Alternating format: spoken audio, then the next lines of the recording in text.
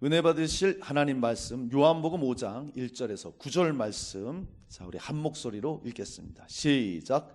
그 후에 유대인의 명절이 되어 예수께서 예루살렘에 올라가시니라. 예루살렘에 있는 양문 곁에 히브리 말로 베데스다라 하는 못이 있는데 거기 행각 5이 있고 그 안에 많은 병자, 맹인, 다리 저는 사람, 혈기 많은 사람들이 누워 물의 움직임을 기다리니 이는 천사가 가끔 못에 내려와 물을 움직이게 하는데 움직인 후에 먼저 들어가는 자는 어떤 병에 걸렸든지 낫게 되미로라. 거기 38배 된 병자가 있더라. 예수께서 그 누운 것을 보시고 병이 벌써 오래된 줄 아시고 이르시되 내가 낫고자 하느냐? 병자가 대답하되 주여, 물이 움직일 때에 나를 못에 넣어주는 사람이 없어 내가 가는 동안에 다른 사람이 먼저 내려가나이다. 예수께서 이르시되 일어나 내 자리를 들고 걸어가라 하시니 그 사람이 곧 나아서 자리를 들고 걸어가니라.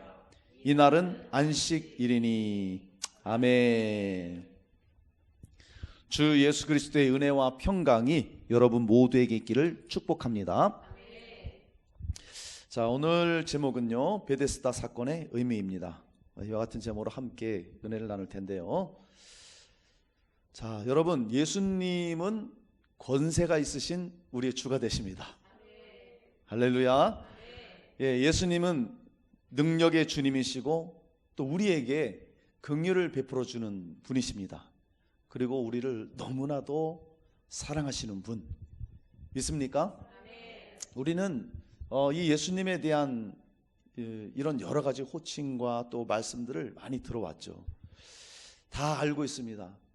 그런데 실제로 저와 여러분의 삶 가운데서 정말 그 예수님이 나와 함께하고 또 나의 삶 가운데 역사하고 계심을 우리가 얼마나 경험하고 살아가느냐, 사실은 이게 굉장히 중요한 거거든요.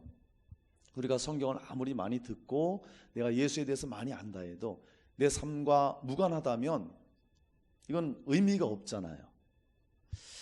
자, 그래서 오늘 이 예수님께서는 정말 그 큰 사랑과 긍휼로 여러분을 만나 주시길 원하고 또 저와 여러분 삶 가운데 그분이 인도하시면서 그 일하심을, 그 역사하심을 나타내길 원하신다는 거예요. 그래서 여러분 삶 가운데 오늘 이 시간을 통해서 특별히 주님을 더 가까이 만나고 그 주님으로 인해 한 주간의 삶이 정말 주님이 이끄시는 삶, 주님이 나와 함께하는 삶, 주님께서 능력으로 사랑으로 역사하는 그런 삶을 경험하시기를 축복드립니다. 자, 오늘 이 본문을 보면 예수님이 명절에 예루살렘에 올라가는 그 장면으로 시작하죠. 자, 어떤 명절인지는 뭐 정확하게 알려지지 않았지만 아마도 유월절이나 초막절, 오순절, 이 중요한 세 명절 중에 하나였을 거라고 이렇게 추측이 됩니다.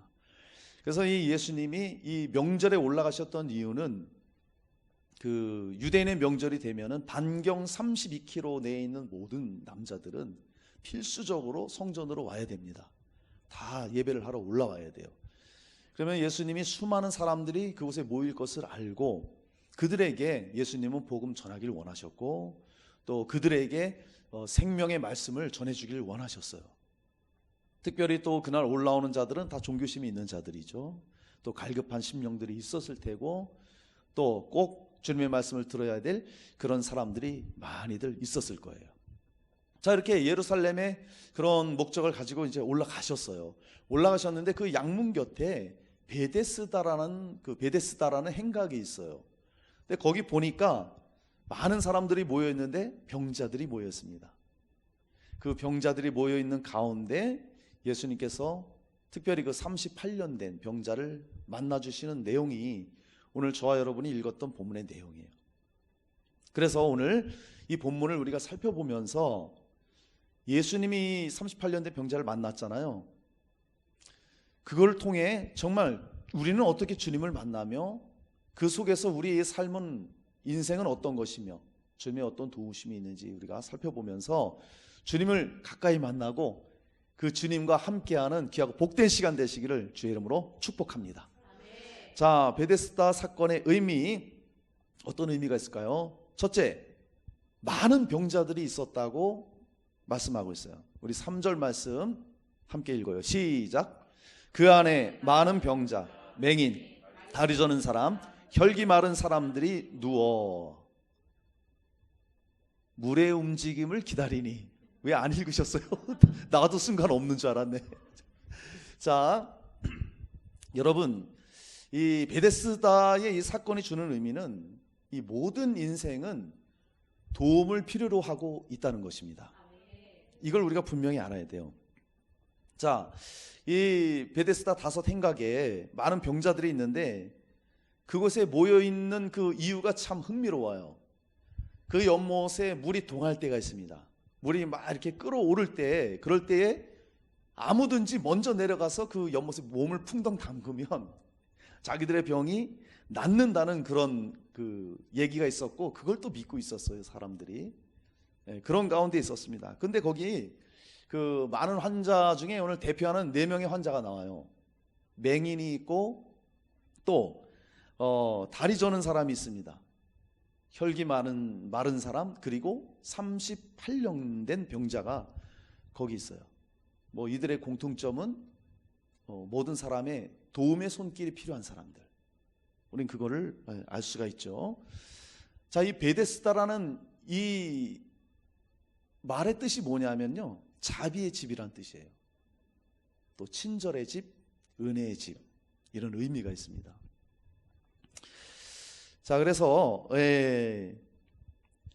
이 베데스다는 지금으로 보면 교회를 의미한다고도 할 수 있습니다. 그래서 교회는요, 많은 사람들은 그래요. 교회는 뭔가 좀 도덕적으로 올바른 사람, 뭔가 행위도 올바르고 좀 그 윤리적으로 괜찮은 사람들만 모인 곳, 착한 사람들만 모인 곳, 이렇게들 많이 생각합니다. 근데 교회는요, 한마디로 말하면 여기 그 베데스다의 병자들이 모인 것처럼 수많은 인생의 문제를 안고 있는 사람들이 모인 곳이 교회입니다. 인정하십니까? 교회는 그런 곳이에요. 아주 흠없는 사람들이 모인 곳이 교회가 아니란 말입니다. 그래서 예수님도 그러셨죠. 병든 자가 의사가 필요하다. 멀쩡한 사람이 의사를 왜 찾냐. 그러셨던 것처럼 교회라는 것은요, 수많은 문제를 가진 분들이 이곳에 찾아와서 주님을 만나서 해결받는 곳이지 완전하고 완벽한 사람들이 오는 곳이 아니에요. 그래서 어떤 사람들은 교회가 왜 이러냐, 저 사람은 왜 이렇고 이 사람은 왜 이러냐, 막 이렇게 판단하는 사람이 있는데요, 정상입니다. 그런 가운데 서로 이해하면서 사랑하면서 어우러져 가면서 주님의 사랑으로 변화돼 가는 것이지 교회가 완벽한 곳은 아니에요. 또 전도하다 보면 어떤 분은 그래요. 나는 죄가 많아서 교회를 못 간대. 그러면 그럴수록 나오셔야 됩니다. 여러분, 아플수록 어딜 가야 돼요? 병원 가야 되잖아요. 아플수록 병원 가야죠. 아픈데 난 안 가, 이런 사람 어디 있어요? 빨리빨리 병원 가야지. 교회가 그런 곳이에요. 자, 하여튼 이 베데스다의 사건을 통해서 우리가 알 수 있는 것은, 먼저 이렇게 병든 사람들이 모여 있는 곳, 우리 교회가 그런 곳이라는 거예요. 인생에 도움을 필요로 한 사람들이 모이는 곳이라는 것이죠. 자, 여러분, 우리가 볼 때 모든 사람들이 멀쩡히 잘 사는 것 같죠? 문제 없는 사람은 없습니다. 인정하십니까? 세상에요, 문제 없는 사람은 없어요. 다 문제를 가지고 살아가요. 인생에 도움이 될 만한, 도움을 필요로 하는 그런 문제를 다 갖고 살아가는 거예요. 그런 인생들을 위해서 예수님이 이 땅에 오신 것이죠. 그래서 우리가 성경을 읽다 보면 예수님이 수많은 사람들을 치료하시고 도와주십니다. 왜? 주님의 도움 아니면 안 되기 때문에. 그리고 주님은 그 인생들을 너무나도 사랑하시고 불쌍히 여겨주시기 때문에 그렇게 고쳐주시는 거예요. 그럼 예수님이 단순히 병만 고쳐주시고 너 이제 병 났으니까 가 잘 살아라, 이걸로 끝납니까? 그건 아니죠. 정말 그의 그 고통을 보시고 그 인생의 어려움을 불쌍히 여기시며 고쳐주시면서 그 내면을 만지시는 거예요. 그로 하여금 죄에서 벗어나고 하나님을 믿을 수 있도록 그렇게 인도해 주시는 거예요. 그래서요, 우리가 그 성경을 볼 때에 이 병든 사람들을 고치는 걸 보면, 야, 예수님 능력 많으시네, 야, 할렐루야, 아멘, 여기서 그쳐서는 안 되는 거예요. 그 병자들을 보면서 나의 내면을 볼 수 있어야 돼요. 자기 자신의 모습을 살펴볼 수 있어야 된다는 것입니다. 여러분, 여기 성경에 그 맹인이 나오잖아요. 오늘 다리 저는 사람, 혈기 마른 자, 38년 된 병자. 나는 건강한데요, 나는 멀쩡히 보고 있는데요, 난 두 다리 멀쩡한데요, 활발하게 나는 활동하고 있는데요, 이렇게 생각하지 말고 나로 볼 수 있어야 돼요. 그러니까 여기 맹인이 있다고 그러잖아요. 우리는 눈을 떴지만 하나님의 영적인 일들을 보지 못한다면 우리도 맹인이에요. 성경에 엘리사의 사환 게하시가 있었어요. 이제 게하시가 그 아람의 군사들이 엘리사를 잡으려고 도단성에 와서 뺑 둘러 진쳤습니다. 수많은 군사들이 진쳤어요. 큰일 났습니다. 게하시가 그 적군을 본 거예요. 아람 군사들을 달려와서 엘리사에게 큰일 났습니다, 우리 포위됐습니다, 어찌하면 좋습니까? 그랬을 때 엘리사가 하나님께 기도하죠. 게하시의 눈을 열게 해달라고. 그 게하시가 영안이 열렸어요. 영안이 열리니까 그 아람 군사 진친 것보다 그 뒤에 하늘의 그 천사들이 어마어마하게 하늘 군사들이 진치고 있는 거예요. 그걸 보게 되는 거예요. 여러분, 그런 자기 그 현상과 현실만 보면 우리도 맹인이에요. 때로는요, 우리를 둘러치고 있는 일들이 우리 직장 가운데, 우리 사업장 가운데, 우리 가정 가운데 우리를 둘러치고 있는 일들이 우리를 굉장히 힘겹게 할 때가 있어요. 그러면 우리는 그 상황만 보죠. 그 현실만 보죠. 아, 과연 이런 일들이 해결될 수 있을까? 그럴 때 또 하나님 생각을 못해요. 그러면 우리도 맹인이나 별반 다를 게 없다는 거죠. 그럴 때 우리는 영안의 눈을 열어야 됩니다. 할렐루야. 믿음의 눈을 열어야 돼요. 그래서 주를 볼 수 있어야 된다 이거죠. 그러니까 여기 맹인을 볼 때도 우리의 그런 모습을 살펴볼 수 있어야 되고, 또 다리 저는 사람이 나와요. 우리는 두 다리 멀쩡하지만 우리의 발걸음이 주를 온전히 향하지 못한다면 이것도 문제되는 거죠. 한 발은 교회에 있는데 한 발은 여전히 세상을 향해 있어요. 그러면 집중을 못합니다. 내가 주님을 온전히 향해서 드리든 아니면 세상을 향하든 둘 중에 하나지, 양쪽에 발을 거쳐놓으면 이것도 아니고 저것도 아니고 참 힘든 거야. 여기 있는 분들은 양다리 연애 안 해보셨죠? 없는 줄 믿습니다. 저도 안 해봤습니다. 큰일 나죠. 양다리 해보세요. 여기 만났다가 저기 만났다가 이 마음을 한 군데 줄 수 있어요? 절대 그럴 수 없습니다. 온전한 사랑이 이루어질 수 없는 거예요. 우리도 마찬가지죠. 그렇게 우리가 하나님도 사랑한다고 하면서 또 세상 미련도 버리지 못한다면 이도 저도 안 되는 거예요. 그게 우리가 다리 저는 사람을 볼 때 우리가 충분히 될 수 있다는 것이죠. 혈기 마른 자가 뭐예요? 정말 무기력한 사람, 건강하지 못한 사람이잖아요. 또 여기 38년 된 병자는 무엇입니까? 한 번도 일어나 본 적이 없어요. 누워만 있던 사람이에요. 자기 스스로 무엇을 전혀 할 수 없는 그런 상태에, 그런 무기력한 상태예요. 무엇입니까? 절대 도움을 필요로 하는 그런 인생이라는 거예요. 그러니까 여기 있는 이런 사람들을 보면서 우리 역시도 절대 도움이 필요한 존재다. 할렐루야. 그래서 오늘 본문 말씀을 보면서 우리는 도움을 필요로 하는 존재다, 이걸 아셔야 된다는 거예요. 그래서 많은 사람들이 아까도 말씀드렸지만 문제 없는 사람은 없다 그랬잖아요. 영적인 문제, 혼적인 문제, 정신의 문제, 육체의 문제 없는 사람이 없어요. 다 그것을 안고 살아갑니다. 근데 4절에 보니까 이렇게 말씀해요. 이는 천사가 가끔 모세에 내려와 물을 움직이게 하는데 움직인 후에 먼저 들어가는 자는 어떤 병에 걸렸든지 낫게 되밀어라. 이거는 이제 요한이 쓴 건데, 천사가 와서 물을 동한다, 이게 실제로 천사가 물을 흔드는 게 아니에요. 그렇게 기록은 했어도 그 사람들이 그렇게 여겼다는 거예요. 사실은 그 밑에 물의 어떤 움직임이나 아마도 그 많은 사람들이, 학자들이 말하기를 그 온수가 이렇게 가끔씩 올라왔다는 그런 이야기를 합니다. 그게 맞습니다. 그러면 물의 흐름에 의해서 물이 확 동할 때 있잖아요. 밑에서 샘이 부글부글 올라올 때. 근데 사람들은 그거를, 야, 천사가 와서 물을 동한다, 움직인다, 이때 빨리 들어가면 산다, 그것만 이렇게 보고 있는 거예요. 그러니까 그때 들어가면 내 병이 낫는다, 이 도움을 바라보고 있는 거예요. 자, 이 사람들은 다 그것만 바라봤지 하나님을 바라보지 못해요. 여러분, 그 주변에 또 암 환자들 이런 분들 아마 보셨을 겁니다. 그들은요 정말로 지푸라기라도 잡는 심정으로 누가 뭐가 좋다 하면 그거 찾아 먹고, 누가 뭘 해다 주면 그거 먹고, 이것저것 다 하잖아요. 안 하는 게 없어요. 여러분 그 김철민이라는 개그맨이 있는데요. 이분이 이제 대학로에서 활발하게 이렇게 버스킹도 하고 그렇게 공연도 했던 분인데, 이분이 암이 걸렸어요. 폐암이 걸렸는데 좀 안타깝더라고요. 젊으신데. 근데 한동안 이런 말이 있었습니다. 암 환자에게 개 구충제가 효과가 있다. 이게 뉴스에 언론에 한번 나오니까요. 개 구충제가 없어서 못 팔았어요. 모든 암 환자들이 그걸 막 구하러 다니는 거예요. 그래서 실제로 그걸 그 개그맨 김철민 씨가 복용을 했어요. 처음에 좀 뭐 호전이 있는 것 같더니 결국에는 그분이 말하기를 아무 효과가 없다. 나는 더 상황이 안 좋아졌다. 이렇게 돼버리는 거예요. 그런 심정으로 정말 자기의 그런 도움을 찾지만, 필요로 하지만, 그런데 더 악화될 뿐 도움이 안 된다는 것. 실제적으로는 도움이 안 된다는 것이죠.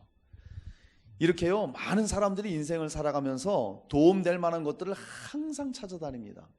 스스로 찾아요. 스스로. 예를 들자면 어떤 사람들은 장래에 대한 그런 불안함 때문에, 그렇죠? 또 우리나라에 그런 거 많이 하잖아요. 내가 어떤 사업을 딱 오픈한다, 시작한다 하면은 꼭 뭘 하죠? 우리나라 사람들? 고사신 하잖아요. 돼지머리를 또 딱 갖다 놓고, 돼지도 그냥 돼지머리 갖다 놓으면 안 돼. 잘 웃는 걸 골라와야 돼. 그래야 복이 있다래요. 그런 돼지머리를 골라다가 거기 입에다 돈도 넣으면서 절도 하면서 그러잖아요. 도움을 얻는 거예요. 왜? 자기 사업 잘 되게 해달라고. 그런 것들로 도움이 됩니까? 되지 않습니다. 그렇게 그런 고사를 지내면서 도움을 구하고, 또 어떤 사람들은 또 이렇게 점을 보는 데 가서 점을 본다든지. 문제는 믿음 있는 사람들도 찾아간다는 거예요. 믿음 있는 사람이 찾아가는 건 어떻게 보면 잘못된 거죠. 그냥 교회 다니는 사람. 그래서 옛날에도 얘기해 드렸죠. 집사 특별 할인 해갖고 점치는 분들이 프랭카드 이렇게 붙여놨다고요. 참 그렇습니다. 왜냐하면 거기 가면은 직접 답을 해주거든요. 뭘 하라, 뭘 하지 마라, 직접 알려주거든요. 그러니까 사람들이 자기의 앞날에 대해서 도움을 얻고자 그런 사람들을 찾아가는 거예요. 또 요즘에 뭐 사주 카페라든지 또 타로 점을 통해서 인생에 도움을 얻고자 하는 사람들이 많이 있습니다. 그러니까 사람들은 자꾸 스스로가 뭔가 도움을 찾아가요. 그것이 옳은 줄 알고, 나에게 도움을 줄 줄 알고, 힘이 될 줄 알고 찾아갑니다. 그런데 잠언 말씀에는 분명히 얘기합니다. 잠언 14장 12절에 어떤 길은 사람이 보기에 바르나 필경은 사망의 길이니라. 내가 볼 땐 그것이 옳은 것 같고, 내가 볼 땐 그것이 도움이 될 만한 것 같고, 내가 볼 땐 그것이 효력이 있을 것 같은데 필경은 사망의 길이라고 성경 말하고 있어요. 여러분, 우리의 도움은 주님밖에 없다는 것입니다. 할렐루야. 요한복음 15장 5절에 나는 포도나무요 너희는 가지라. 그가 내 안에 내가 그 안에 거하면 사람이 열매를 많이 맺나니 나를 떠나서는 너희가 아무것도 할 수 없음이라. 이렇게 말씀하고 있어요. 주님을 떠나서는, 하나님의 도움 없이는 아무것도 할 수 없는 게 인생이에요. 우리 스스로 뭔가 자수성가해서 열심히 해서 읽어놓고 잘 살 것 같죠. 그 끝에는 하나님 도움 없이는 잘 될 수가 없다는 거예요. 여러분, 오늘 이 베데스다에 모여있는 이 병자들 보면서 우리가 알아야 될 것이 뭐냐, 모든 인생은 도움을 필요로 한다는 거예요. 그런데 그 도움이 내 스스로 찾는 세상에 속한 도움이 아니라 주님으로부터 오는 도움을 찾아야 된다는 겁니다. 할렐루야. 여러분 꼭 기억하시기 바랍니다. 도움이 필요한 인생이라는 것. 그래서 내가 도움을 받고 도움이 필요한 자들을 우리는 주님 앞에 인도할 수 있는 그런 믿음이 되어야 되겠죠. 자, 베데스다 사건의 의미 두 번째로 갑니다. 못에 넣어주는 사람이 없었다, 그렇게 말씀하고 있어요. 자, 우리 7절 말씀이 있습니다. 시작. 병자가 대답하되 주여, 물이 움직일 때 나를 못에 넣어주는 사람이 없어 내가 가는 동안에 다른 사람이 먼저 내려가나이다. 아멘. 자, 사랑하는 여러분, 이 베데스다의 사건을 보면서 우리가 알 것은 우리 인생 문제를 도와줄 사람이 없다는 거예요. 이것을 우리가 또 분명히 기억해야 됩니다. 자, 베데스다의 그 목가에 있는 병자들은 모두가 도움받을 그런 사람들입니다. 그런데 스스로 들어갈 수 있는 사람이 있어요. 스스로 들어가든지 타인에 의해서 그 연못으로 들어가든지 치유될 그 바람일 뿐이지 실제 거기 들어간다고 병이 낫습니까? 진정한 치유는 없다는 거예요. 여러분, 이렇게 우리의 인생살이가, 세상살이가 내 스스로 할 수 없고 타인의 어떤 손길이 있어야만 조금의 도움을 받을 수 있지, 그렇다고 그게 직접적인 도움이 또 되는 것도 아니에요. 우리는 그것을 분명히 알아야 됩니다. 인생 문제를 도와줄 사람이 없다는 거예요. 왜 인간은 도움이 필요한 그런 연약한 인생이 되었습니까? 원래는요, 하나님이 창조한 인간은 완전했어요. 영과 혼과 육이 완전한 존재로 태어났습니다. 만들어졌습니다. 그래서 하나님께서 부족함이 없도록 그렇게 만들어 놓으시고, 창세기 1장 28절에 보면 하나님이 복을 주시면서 생육하라, 번성하라, 땅을 정복하라, 충만하라, 바다의 물고기와 하늘의 새와 땅에 움직이는 모든 생물을 다스리라, 이런 엄청난 은혜를 주셨는데, 근데 문제는 뭡니까? 죄가 들어왔잖아요. 죄로 인해서 그때부터 이 사람이 무기력해지는 거예요. 그때부터 그 모든 복을, 정복권을 다 잃어버리게 되죠. 죄를 범하는 그 순간부터 인간이 불행이 오게 되는 겁니다. 그때부터. 그래서 그 전에는, 죄 짓기 전에 하나님과 행복했어요. 하나님과 교제가 있었어요. 사랑의 교제가 풍성했어요. 부족함이 없었어요. 동산의 실과가 차고 넘쳤어요. 그런데 죄를 범하는 순간부터, 그때부터 무엇이 옵니까? 두려움이 오는 거예요. 걱정이 옵니다. 염려, 근심이 찾아오게 되는 거예요. 그리고 삶이 무기력해지고, 창세기 3장 19절에 내가 흙으로 돌아갈 때까지 얼굴에 땀을 흘려야 먹을 것을 먹으리니 내가 그것에서 취함을 입었습니다. 너는 흙이니 흙으로 돌아갈 것이라 하시니라. 죄가 들어온 이후부터 불행해지고요, 문제가 생기고, 인생에 그때부터 염려, 근심이 오죠. 그 다음에 인생이 힘들 수밖에 없어요. 그러잖아요. 얼굴에 땀을 흘려야 먹고 살 수 있다. 여러분, 우리의 삶을 여러분 다 지금 살고 계시잖아요. 직장일이 만만해요? 안 그렇죠. 사업이 만만합니까? 안 그렇죠. 땀을 흘려야 돼요. 수고가 있어야 돼요. 힘들단 말이에요. 인생 자체가 그렇게 돼 있어요. 그래서 이 죄 때문에 우리는 어려움이 오게 되었고, 이 인생의 문제를 누군가가 도와줄 사람이 없다는 게 진짜 문제가 된 거죠. 여러분, 세상에는 내 문제를 해결해 줄 사람이 없다는 사실을 우리가 알아야 됩니다. 세상의 인간관계를 여러분 한번 보세요. 철저한 서로 간에 유익이 있을 때만 그 관계가 유지돼요.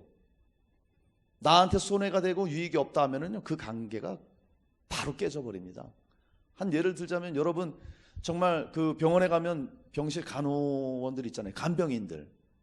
그분들이 손길이 없으면 요즘엔 정말 환자들 돌보기가 어렵죠. 그래서 간병인들을 쓰고 그분들이 또 지극정성으로 잘 보살핍니다. 그들이 무료 봉사합니까? 다 자기의 페이가 있어요. 그 돈을 받기 때문에 그 일을 하는 거지. 만약에 그들에게 돈을 안 주고 좀 봉사 좀 해주세요, 내가 돈이 없는데 우리 어머니 좀 돌봐주세요 하면 할 사람이 누가 있느냐 이거예요. 하루 이틀 해줄 수 있겠죠. 그러나 무보수로 일한다는 것은 있을 수가 없어요. 뭐 간병인들을 폄하하는 게 아니라 예를 들자는 겁니다. 예를 들자는 거. 그런 이익이 없다면, 자기에게 유익이 없다면요, 도와주지 않는다는 거예요. 그게 인생이에요. 성경을 보더라도요, 아무도 그런 인생 문제를 해결해 주질 못해요. 삭개오 여러분 아시잖아요. 삭개오는 부자였어요. 돈이요 어마어마했어요. 재벌 수준의 그런 돈을 가지고 있는 사람이에요. 뭐가 아쉬워요? 부족함이 없는데요. 그런데 그도 해결 못할 인생의 문제가 있더라는 거예요. 영적인 그 갈급함은 해결할 수 없어요. 사람들의 그 손가락질, 따돌림, 그리고 외로움, 고독함, 그리고 영적인 그 갈급함, 이거 어디서 도움을 받습니까? 어디서 이거 도움을 받느냐 이거예요. 이 인생 문제를 어디서 해결받느냐 이거예요. 아무도 해결해 줄 사람이 없더라. 사람들은 그럽니다. 돈 있으면 뭐든지 할 수 있어. 돈이 전부야. 돈은요, 살아가는데 조금 편안함을 줄 뿐이지 모든 것을 할 수 있는 게 아니에요. 그걸 우린 분명히 알아야 됩니다. 12년 동안 혈루증을 앓았던 여인이요, 이 병원 저 병원 뭐 먹을 거 다 찾아다니고 돈도 많았던 사람입니다. 그러나 부정한 사람이었고 아무도 이 사람을 도와줄 수 있는 사람이 없었다는 거예요. 오히려 더 증세만 악화되고 점점 안 돼가는 것이죠. 여러분, 그렇습니다. 정말로 내가 사업이 잘 되고 내가 돈을 잘 벌고 이럴 때는 주변에 사람들이 있다가 사업이 부도난다거나 어려움이 오게 되면요, 그 곁에 남는 사람이 없어요. 실제로 제 친구가 해줬던 말이에요. 서울에서 이 친구가 일을 하는데 일이 잘 됐어요. 돈 잘 벌었어요, 정말. 그런데 돈을 너무 잘 벌고 잘 나가니까 이런 사람 저런 사람이 얼마나 기웃기웃거리는지, 여기에 투자해라, 이것 좀 해봐라 하면서 얼마나 기웃대는지 모른대요. 얼마나 찾아오는지. 그런데 자기가 좀 어려워지고 또 힘들고 병드니까 아무도 안 찾아온다는 거예요. 아무도. 어려울 때는요, 인생의 그런 문제들을 해결해 줄 사람이 없다는 거예요. 그것을 우리가 꼭 알아야 돼요. 사람들이, 예수님이 말이죠, 오병이었대. 보리떡 5개 물고기 2마리로 2만 명의 사람을 먹였잖아요. 사람들이 난리 났어요. 그 무리들이, 야 할렐루야, 저 예수님만 따라다니면 먹을 거 문제 없겠다.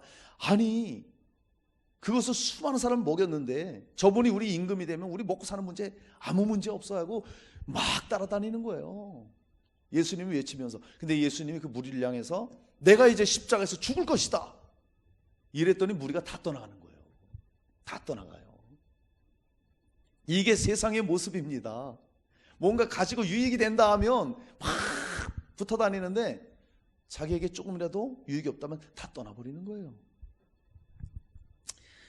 여러분, 이 본문에 38년 된 병자는요, 아무 소망이 없던 사람이에요. 진짜 이 사람은 이제 기다리다 이러다 이제 죽어야지, 죽는 소망밖에 없었던 그런 사람입니다. 다른 병자들은 몸부림이라도 쳐볼 것도 아니에요. 다리 저는 사람은 어떻게라도 뛰어보기라도 할 거 아니에요. 맹인도 동하는 소리를 듣고 그 방향으로도 막 움직여 볼 거 아니에요. 근데 이 38년 된 병자는 누워서 꼼짝 못합니다. 그저 누워서 죽을 때까지 가만히 있을 수밖에 없는, 누군가가 날 도와줘야 되는데 자기 옆에 있는 사람들도 도울 수 있는 사람들이 아니에요. 지금 이런 상황이었다는 거예요.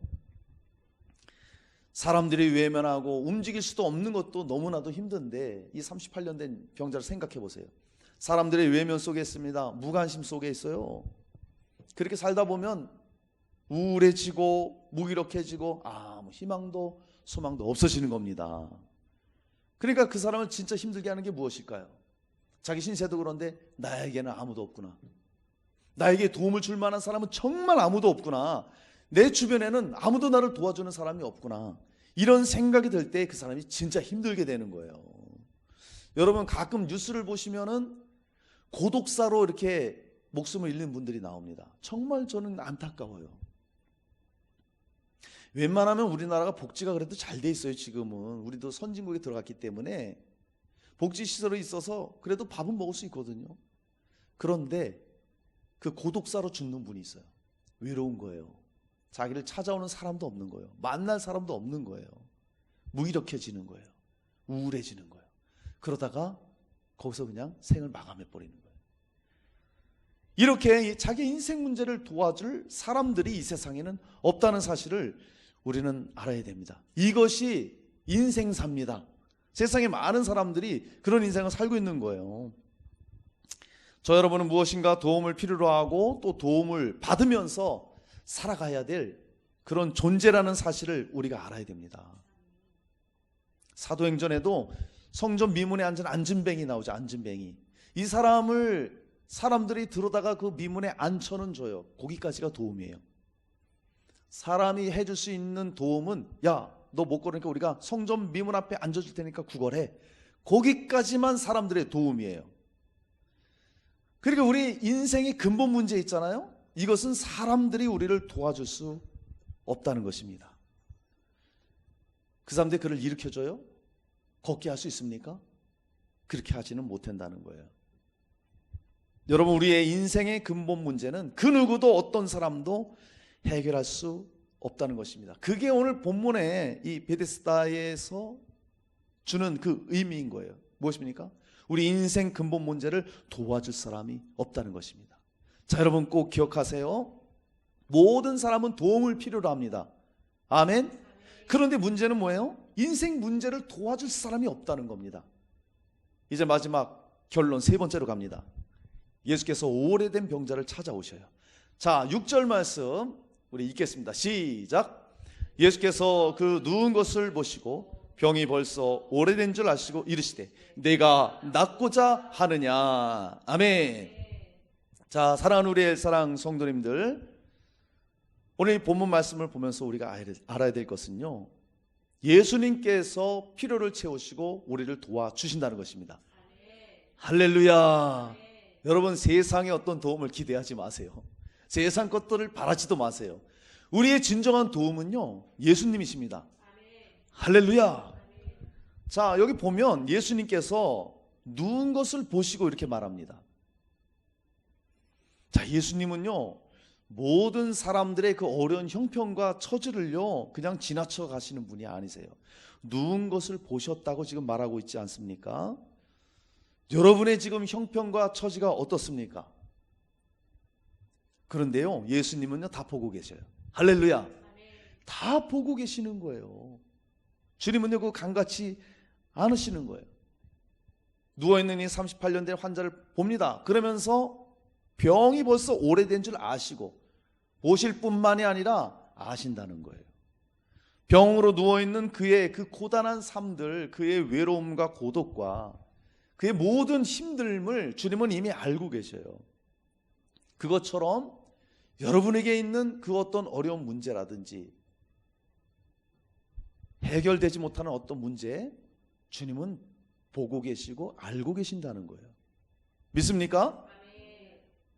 그리고 나아가서 그에게 묻습니다. 내가 낫고자 하느냐.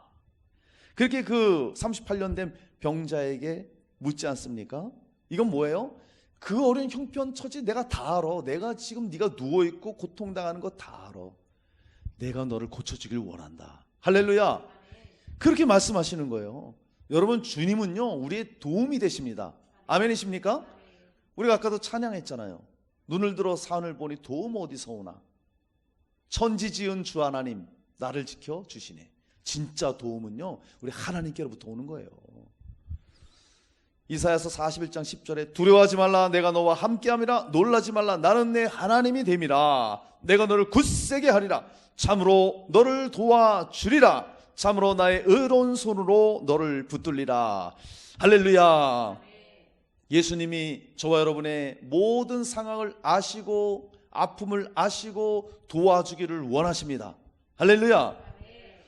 여러분, 세상에서 우리를 도우실 분은 주님밖에 없다는 사실을 우리는 꼭 기억해야 돼요. 그리고 실제로 우리를 도와주시는데요, 문제는 뭐냐? 우리가 그 주님을 바라볼 수 있어야 돼요. 우리가 그 주님 앞에 믿음으로 나갈 수 있어야 돼요. 주님은요 우리를 도와주시되 우리랑 상관없이 아무 의논도 없이 그냥 무조건 도와주시는 분이 아니라는 거예요. 우리와 교제하기 원하시고 우리로 하여금 마음을 열길 원하시고 도움의 손길을 내밀길 원하세요. 그럴 때 주님이 도와주시는 거예요. 할렐루야. 그러니까 우리가 주님 앞에 나와서 기도를 하는 겁니다. 도와달라고. 그러니까 우리가 이 시간 주님을 예배하는 거예요. 주님 만나 달라고. 할렐루야. 그럴 때 도움의 손길이 오는 거예요. 그러면 약속의 말씀들이 저와 여러분의 삶 가운데 일어나게 되는 겁니다. 이사야서 43장 1절 2절에 이렇게 말씀해요. 야곱아, 너는 두려워하지 말라. 내가 너를 구속하였고 내가 너를 지명하여 불렀나니 너는 내 것이라. 내가 물 가운데로 지날 때에 내가 함께할 것이라. 강을 건널 때에 물이 너를 침몰하지 못할 것이며 내가 불 가운데로 지날 때에 타지도 아니할 것이요 불꽃이 너를 사르지도 못하리니. 할렐루야. 어떤 어려움이 있더라도 어떤 고난이 있더라도 정말 힘든 상황이 있더라도 주님은 결코 떠나지 않으신다. 함께 하신다. 넌 내 거야. 너는 내 거야. 아무도 못 뺏어가. 이 말씀이에요. 그럼 우리가 할 일이 무엇입니까? 나는 주님이 함께 하심 믿습니다. 주님의 나의 도움 되심을 믿습니다. 주여 나를 도와주소서. 이걸 원하시는 거예요. 그럼 주님 도와주십니다. 할렐루야. 시편 121편 1, 2절 내가 산을 향하여 눈을 들리라. 나의 도움이 어디서 올까? 나의 도움은 천지를 지으신 여호와께서로다. 이렇게 말씀하고 있습니다. 저도 가끔씩 차를 타고 이렇게 다니다 보면 늘 보는 산을 볼 때가 있어요. 그러면 꼭 그 생각이 듭니다. 왜 눈을 들어 산을 보라고 했을까? 그것은 예루살렘 성전이 산에 있었기 때문에 하나님이 임재하시는 장소이기도 하면서, 또 하나는 산은요 변함이 없이 그 자리에 있습니다. 안 그래요? 저는 그걸 보는 거예요. 어디 뭐 설악산을 가든지 어딜 가든지 수천 년 동안 그 산은 그 자리에 있었어요. 변함이 있습니까? 변함이 없다는 거예요. 눈을 들어 산을 봐라. 무엇입니까? 하나님을 보라 이거예요. 하나님은 늘 그 자리에 계십니다. 하나님은 변함이 없어요. 예수 그리스도는 어제나 오늘이나 영원토록 동일하시니라. 변함없이 우리와 함께 하시고 동행해 주시고 우리를 도와주십니다. 아멘이십니까? 우리 진짜 도움이 되신다는 거예요. 예수님이 직접 말씀하셨죠. 내가 세상 끝날까지 너희와 항상 함께 있으리라. 믿습니까? 여러분과 예수님이 함께 하셔요. 여러분을 떠나지 않으신다고요. 아멘이시죠? 예수님만이 저와 여러분의 모든 필요를 채우세요. 여러분 지금 무엇이 필요합니까? 각자의 모든 필요가 있을 거예요. 질병의 치료가 있을 것이고, 자녀의 문제가 있을 것이고, 경제적인 문제가 있을 것이고, 내 직장에서 어떤 문제가 있을 것이고, 각자가 다 그런 필요들이 있을 거예요. 그럴 때 어떻게 합니까? 여러분 눈을 드시고요, 믿음의 눈을 열어서 주님의 도우심을 구하세요. 할렐루야. 세상에서 도움을 찾지 말라 이거예요. 여러분 세상에서 내가 아무리 몸부림쳐봐야 그거 소용없습니다. 그래서 저는 안타까워요. 정말 주변에 그런 사람들을 볼 때 정말 뭔가 그것을, 그 상황을 돌파하고 싶어서 애는 쓰는데 주님 앞에 나오질 않아요. 저는 그게 안타까운 거예요. 근데 주님 앞에 나와서 그분을 붙잡고 그분을 의지할 때 주님은 여지없이 그의 인생을 도와주십니다. 할렐루야. 얼마나 이거 감사합니까? 예수님이 이렇게 38년 된 병자를 찾아오셨어요. 그를 여태까지 구원해 줄 자는 아무도 없었습니다. 그는 거의 자포자기였어요. 이렇게 살다 죽고 말지 뭐. 그런데 그에게 참 소망, 참 도움 되시는 예수님이 찾아오셨다 이겁니다. 그리고 그에게 말씀하십니다. 이게 참 은혜가 돼요. 8절에 보니까 일어나 내 자리를 들고 걸어가라. 할렐루야. 지금요 주님께서 우리에게 지금 말씀하시는 거예요. 야, 주님이 이 한 번도 못 일어난 사람에게 일어나라, 네 자리 들고 걸어가라. 야, 치유해 주시네. 우리의 말씀으로 들어야 됩니다. 여러분 지금 어떤 형편에 있든지 상황에 있든지 지금 이 시간 주님의 음성으로 들으시길 축복합니다. 여러분 일어나십시오. 여러분이 늘 짓눌려 있던 그 자리를 딱 들고 걸어가십시오. 주님이 오늘 말씀하시는 거예요. 아멘이십니까? 일어나라, 내 자리를 들어라, 걸어가라, 그렇게 말씀합니다. 그랬더니 그 사람이 곧 나와서 자리를 들고 걸어가니라.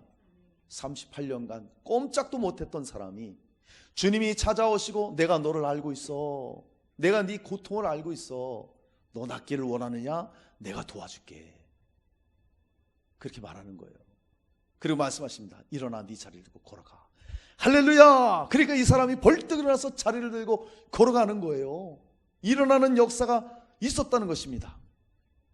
여러분 이 병자가 오래된 병자였어요. 38년 된 병자. 여러분 한번 생각해 보세요. 여러분 가운데 오래된 문제가 무엇이냐 이거예요. 정말 해결 안 되는 오래된 문제가 무엇이냐 한번 생각해 보시기 바랍니다. 반복되는 그런 어려움은 또 무엇입니까? 여러분 사업하는데 어려운 일이 무엇이냐 이거예요. 직장 가운데 늘 갈등으로 인한 문제가 오래되지 않았어요? 그럴 때 어떻게 합니까? 그런 문제 주님이 함께 하시며 도와주신다는 거예요. 주님이 지혜를 주시는 거예요. 여러분 직장 가운데서 무슨 일 가운데 어려움이 있으면 무조건 참는 게 능사가 아니에요. 그럴 때 하나님이 지혜를 주신다고요. 그래서 그에게 해줄 말은 하되 그에게 상처가 안 되고 원만히 해결될 수 있는 지혜를 주시는 거예요. 사업도 내가 용 써서 안 되는데 하나님이 지혜를 주시면 어떤 방법, 생각도 못할 방법으로 하나님이 길을 터주시는 거예요. 내 가정에 어떤 문제가 있습니까? 자녀에 어떤 문제가 있습니까? 내 힘으로는 안 돼요. 스스로 할 수 없어요. 그러나 주님을 바라볼 때에 오래된 그 문제를 아시는 주님 앞에 나와서 그분을 의지하고 도움을 청할 때에 38년 된 병자가 벌떡 일어나서 자리 들고 걸어갔던 것처럼 여러분의 문제가 해결되는 역사가 있는 거예요. 주님의 도우심을 경험할 수가 있다는 거예요. 할렐루야. 우리가 예수를 믿는다면, 그분이 살아계신다고 우리가 믿는다면 우리 삶 가운데 그분의 살아계심을 경험해야 되잖아요. 그분의 도우심을 우리가 경험할 수 있어야 되잖아요. 주님은 도와주십니다. 믿습니까? 아무리 어려운 문제든 해결 안 됐던 문제든지 주님은 열어주시고 해결해 주십니다. 그런데 오늘 참 주목할 것이 하나 있어요.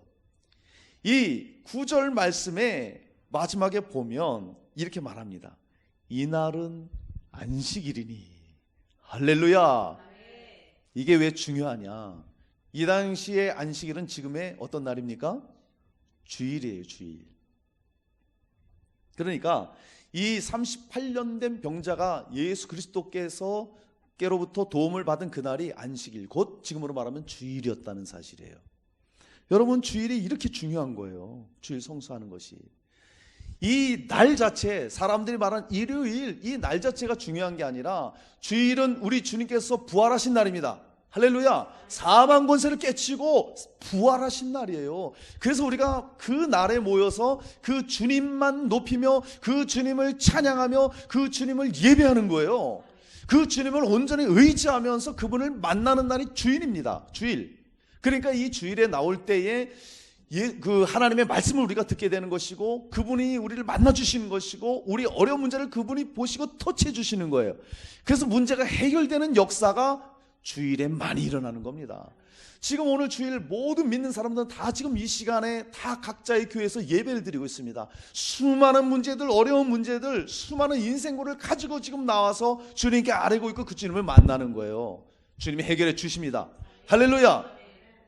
주일이 이렇게 중요합니다, 여러분. 그래서 주일에는요 수많은 역사들이 일어나요. 주일날 내가 예배 드릴 때, 말씀 드릴 때 병이 나왔다, 문제가 해결되었다. 주일날 내가 들은 말씀을 갖고 나갔더니 내 문제가 해결됐다. 수많은 간증들이 일어나는 거예요. 그날이 안식일이다 이렇게 말하는 거예요. 실제로 주님을 바라고 의지하고 주님을 만났더니 이 38년 된 병자가 낫고 안식을 얻은 것처럼 여러분의 그 수많은 오래된 문제들을 가지고 여러분이 이 자리 주일에 나와서 주님을 찾고 만나고 그분께 도움을 올리고 나아간다면 여러분은 안식을 얻게 되는 거예요. 인생 문제를 해결받게 되는 거예요. 여러분 확신하시기 바랍니다. 믿으시기 바랍니다. 이것이 우리가 가지고 가야 될 믿음이에요. 여러분, 기독교는, 저와 여러분의 믿음은요 다른 종교처럼 그저 와서 내가 1시간 채우고 가는 게 예배가 아니라는 거예요. 우리의 예배는요 하나님이 받으시는 거예요. 우리의 찬양과 우리의 몸과 마음과 우리가 드리는 이 모든 물질과 모두가 하나님 받으시고 우리를 만나 주시는 거예요. 우리의 모든 인생 문제를 주님이 시간 모두를 다 들여다 보시면서 해결해 주시길 원하시는 거예요. 그리고 실제로 해결해 주세요. 우리가 그렇게 드릴 때. 할렐루야. 얼마나 감사합니까? 얼마나 감사해요. 그래서 이 예배 시간을 통해서 우리가 회개할 것 있다면, 말씀을 통해서 회개할 것 있다면 우리가 돌이키고, 감사할 것도 주님 앞에 감사하고, 그렇게 하다 보면 하나님의 놀라운 역사들을 우리가 체험하게 된다는 것이죠. 여러분, 우리 분명히 알아야 됩니다. 저와 여러분 곁에서 우리를 구원해 주시고 우리를 진정으로 도와주시는 분은 누구시냐? 바로 살아계신 우리 예수님이십니다. 할렐루야. 할렐루야. 로마서 5장에 보면 주님이 어떻게 도와주십니까? 내가 연약할 때에, 내가 죄인 되었을 때, 원수 되었을 때 우리를 찾아와 주셨다는 거예요. 기가 막힌 일 아닙니까?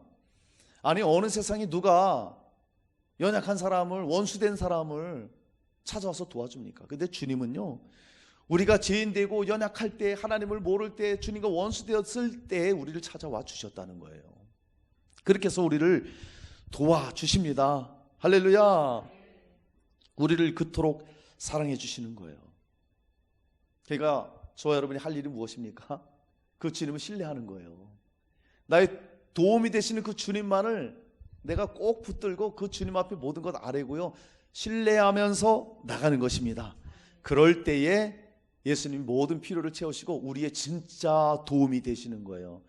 저는 그렇게 여러분들이 믿음으로 가지고 나가면요, 여러분은 삶 가운데 주님의 도우심을 다 경험하면서 주님께 영광 돌리게 되는 것입니다. 아멘.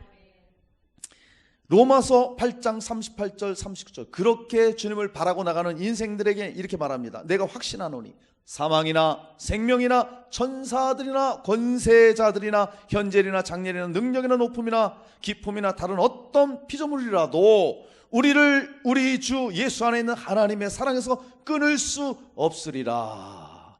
아무것도 주님 의지하면서 도움을 구하면서 나갈 때 우리를 그 주님에게서 끊어낼 것이 없다는 거예요. 이런 확실한 약속과 이런 확실한 도움의 약속이 세상에 어디 있느냐 이거예요. 여러분, 38년 된 병자, 절망이죠. 절망. 누가 도와줍니까? 스스로도 할 수 없고 예수님 만나서 해방되었습니다. 할렐루야. 진짜 도움을 받은 거예요. 어떤 일이 있더라도 함께 하시는 예수님 여러분 꼭 기억하세요. 그 주님을 바라보세요. 그 주님께 도움을 요청하세요. 도와주시고 진리이신 그분이 여러분을 얽매고 있던 그 자리에서 자유케 해주십니다. 할렐루야. 이런 은혜가 넘치기를 축복합니다. 믿음으로 여러분 누워있던 이 38년 된 병자처럼 누워있던 그 자리에서 박차고 일어나시기를 축복합니다. 주님 말씀하셨잖아. 일어나 내 자리를 들고 걸어가라. 할렐루야. 여러분 오늘 일어나시기 바랍니다. 자리를 두고 걸어가세요. 걸어가는 것은 믿음으로 행하라는 거예요. 역사가 일어납니다. 여러분 말씀을 정리하겠습니다. 오늘 베데스다 사건의 의미를 우리가 살펴봤잖아요. 우리가 꼭 기억해야 되고 알아야 될 것이 뭐냐? 모든 인생은 도움을 필요로 한다는 거예요. 위안을 가지시기 바랍니다. 나만 어려운 게 아니라 모든 인생은 도움을 필요로 한다는 거예요. 그런데 문제는 뭐냐? 그 인생 문제를 도와줄 사람이 아무도 없다는 것입니다. 세상에서 도움받을 수 없다는 거예요. 그런데 할렐루야 아멘, 예수님이 모든 필요를 채우시고 저와 여러분을 도와주십니다.